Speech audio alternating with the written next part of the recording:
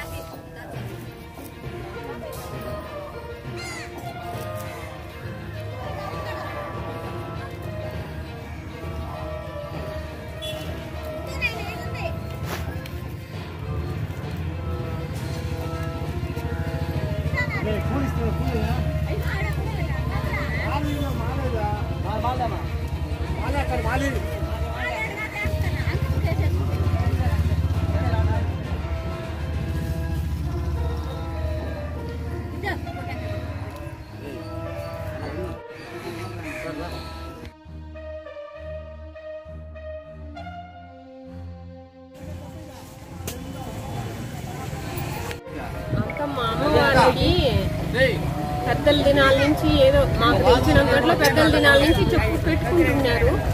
ఒక చెట్టు నింది చెట్టులో పెట్టుకుంటా ఉన్నారు.